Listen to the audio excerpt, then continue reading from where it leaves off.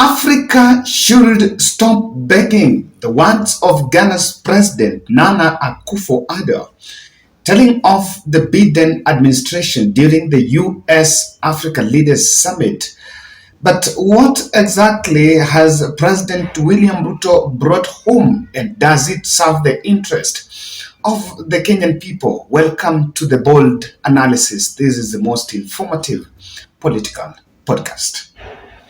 Ghana's President Nana Akufo-Addo has said and called on African countries that they must win themselves off the begging. They must not go to Europe with the begging bounce. So that the West can earn, they must make sure they don't beg from the West, so that they earn the global respect and change the poor perceptions about the African continent. If we stop beggars and spend African money inside the continent, Africa will not need to ask for the respect. You need to listen to his words here. We've done enough talking, and dare I say we've had enough conferences and workshops.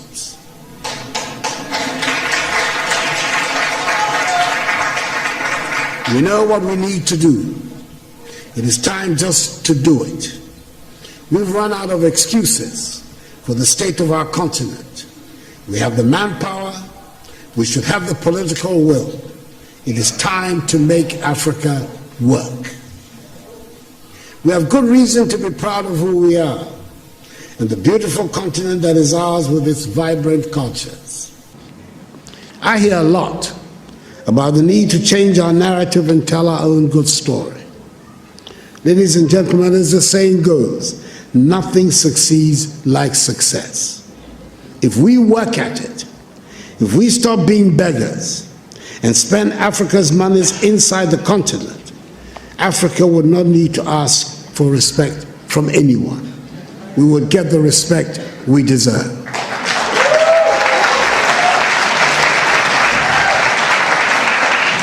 It is because the position of China has changed. 30 years ago, 20 years ago, China was nowhere near where it is today. China does not ask for anyone for respect now. She does not need it. Let us make our continent the prosperous and joyful place it should be, and the respect would follow. I thank you. If you have been following that summit from the day one, a very heated debate arose when a US official came out and told the African heads of state that the dominance of China in the African continent is going to be disruptive of their development. And from the onset, we told you people that we analyzed that the debate that was going to be there is about the influence of China in the African continent. And Akufo-Addo gave some very interesting facts. The geographical space of Africa makes it the second largest amongst the 7 continents. And did you know that 30% of world's remaining minerals with value sit here in Africa? It has some of the plants and animals that are the wonders of the world. That shows you the potential that is there. Something that my president back home, William Ruto, acknowledged. But if you compare the speech from the Ghanaian president and my president, William Ruto, President Ruto looked a bit subdued. And I'm not being judgmental here. He looks a bit subdued. And if you make comparison of the two, they're actually speaking different voices. While Akufo-Addo might be seem to be telling off the Europe on their stake in Africa, President Ruto is very diplomatic with his words and calling on that partnership and cooperation. I don't know what's attacked, but you need to listen to our president here. Thank you very much. As you have said, this is a very important fora for the continent of Africa and the US to recalibrate and possibly re-engineer the relationship between America or the US and Africa, especially in the space of trade and investment. There are glaring opportunities that Africa and the US can take advantage of. We need to engineer a win-win formula. Win-win, taking advantage of the competitive advantage of the US in capital, know-how, machinery, and taking advantage of Africa's population, energy resources, and the obvious Africa Continental Free Trade Area that gives us that leverage. So what I see as the opportunity that exists between the US and Africa is that while the US has huge capital potential, on the other hand, Africa, with 1.4 billion people, going to 2.5 billion people by 2050, combines the opportunity of capital and population. So guys, I want to take you back to Akufo, and I can challenge you to follow those speeches of, just find your time and also follow these speeches. You'll just find out a lot of stuff that is going on. The Ghanaian president have gave examples about China journey to manufacture, the biggest manufacturers in the world. And, you know, when he was giving a speech, he was giving opening remarks. So this was a debate that had really taken before everything else started. And he gave a good example, saying that despite the fact that China has a population of 60 million people, but did you know that their immigrant community outside China constitutes the 25th country in the world, with the global shares worth 2.5 trillion US dollars. According to Washington-based Migration Policy Institute, MPI, half of the foreign investment that lifted China in the 1990s to emerge as the biggest manufacturing powerhouse originated from Chinese nationals in the diaspora. So, the diaspora community is what made China what it is back then from 1990s. And I listened to his speech. I think I really liked the Ghanaian president's speech. You can go and look for that speech. He was actually giving a lot of prominence on the fact that our partnership, that what we should have here, we should encourage our people that are abroad to come and invest back home. We must work to help change the African narrative, which has been characterized largely by a concentration on disease, hunger, poverty, and illegal mass migration. Let us all remember that the destiny of all black people, no matter where they are in the world, is bound up with Africa.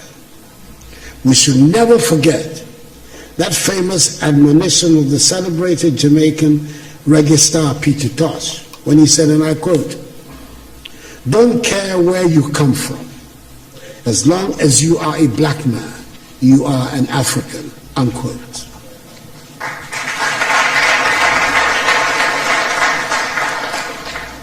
We must help make Africa the place for investment, progress, and prosperity, and not from where our youth flee in the hope of accessing the mirage of a better life in Europe, Asia, or the Americas. You can be an honors graduate from any of the top universities of this country.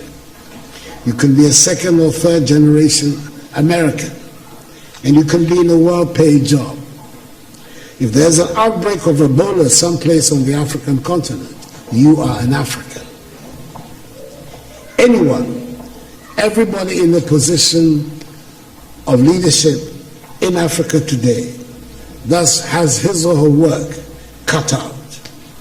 The urgent responsibility we face is to make our countries and our continent attractive for our peoples, to see them as places of opportunities. It means we must provide education, quality education and skills training. It means our young people must acquire the skills that run modern economies.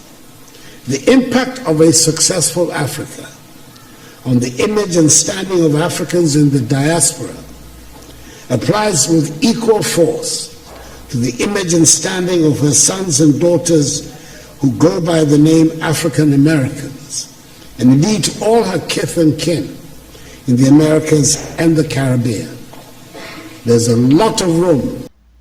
Now, guys, the president of Ghana is making a very important point, and you could draw comparisons. When some African heads of state seem to be there as beggars, you know, I have been seeing photos by Dennis Tumbi, like the one you're seeing here, flaunting photos in social media of just taking a credit that William Ruto met with Biden. That's not even the first time. I was even wondering why that photo is a big deal, because during the United Nations General Assembly, just a few days after President Ruto was elected, President Ruto met Biden, and the photos were all there. So they were not even meeting for the first time.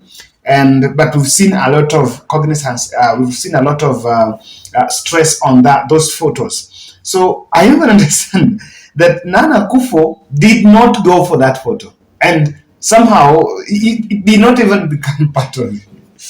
I'm telling you, kila mtu ako na yake. So let me give you a very interesting story that happened here. Bill Clinton visited Kampala in 1998 and apologized for USA role in African slavery. He reeled off a set of errors in US policy in Africa, topmost being support of the ruthless dictators like Mobutu and kleptocrats, yes, Mobutu and kleptocrats everywhere. This prompted Moi to ask a question. What are these American interests they are yapping on? Moi was asking, what are those interests that they are really yapping on? Which are those American interests in Africa that they are yapping on? That's the question we need to ask. Why am I talking about this? The President Biden painted Kenya as one of the most favorable investment destinations for the abundant US capital because of maturing democracy and well-developed financial and commercial systems. Sorry. This is where I have an issue, because when then they can see as our democracy is mature, and of course to some extent it's mature, but is it reflective of the people? Is it reflective of the people's perceptions? Because in Kenya, we have had history of contested and rigged elections, even though we've learned the art of restraining ourselves from political extremism since the 2007 unfortunate events. So we have really, is it really it? To that, in that event, President Ruto was the prince of the summit, and because Kenya is getting all the stakes. By the way, maybe we need to take those bragging rights. But what do they come with? I want you to listen to this part, and even before I finish this, you listen to what William Tunga is saying. I even saw yesterday William Ruto's best friend lawyer saying something in Twitter, Ahmed Nasir, that I want to read for you. He was saying something very interesting that I want you to look at here. Yes, where's the tweet? And he was actually telling of America that the interest they are so talking about, those interests may not even be there. Yes, I need to get it here. You need to look at that tweet. This is what the good lawyer is saying.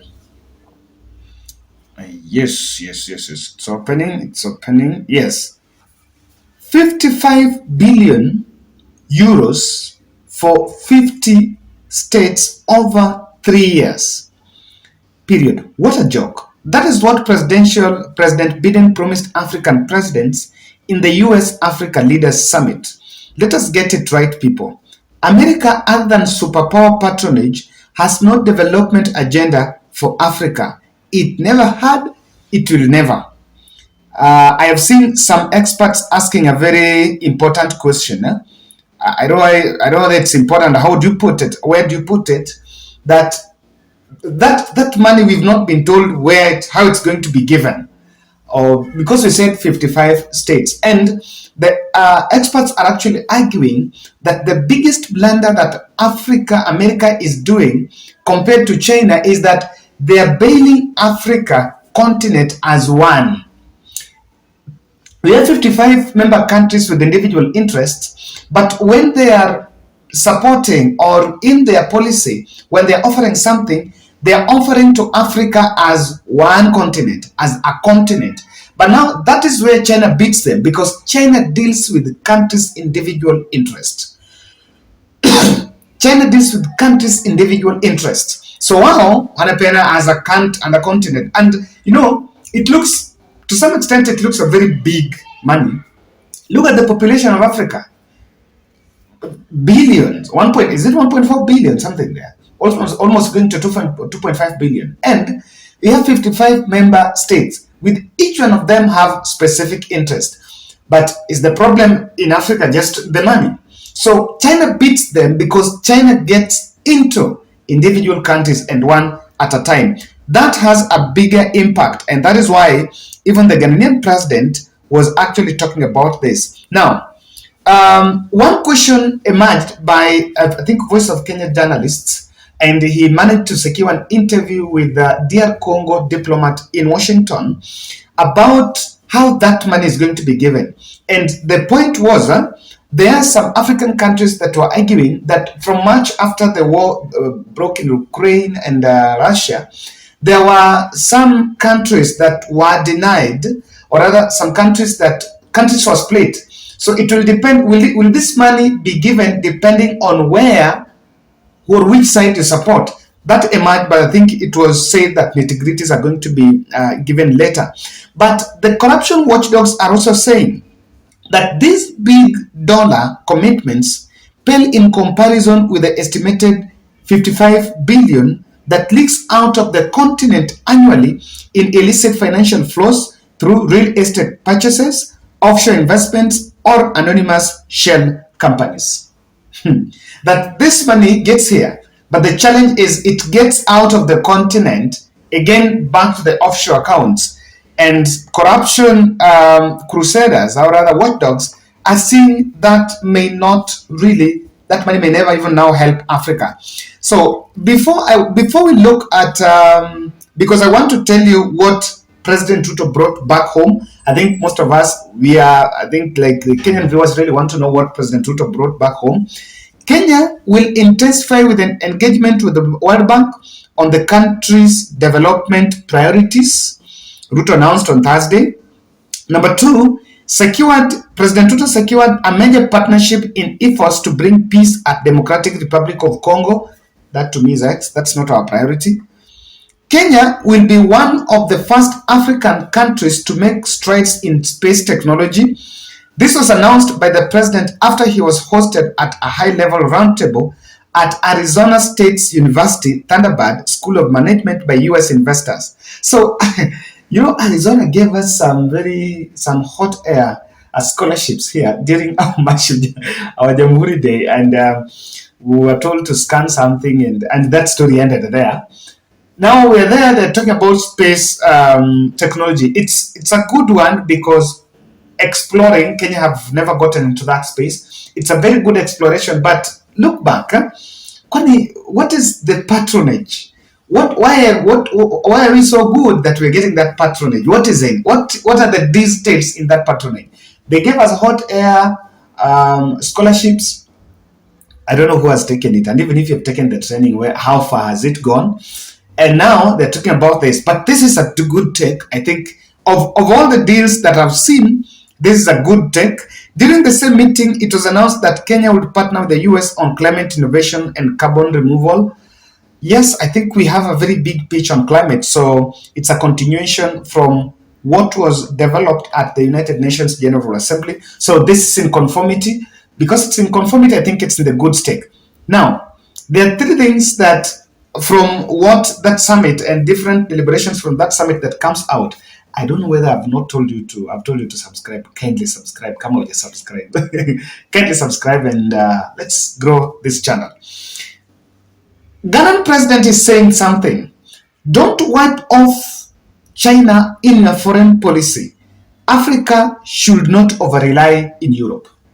Because he's saying that there are good lessons that we can learn from China.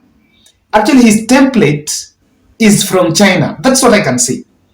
Remember, this summit was called, and it was called to make sure they wipe out China from Africa. That's the intention. But Ghana's president is warning African presidents that, look here, don't wipe off China.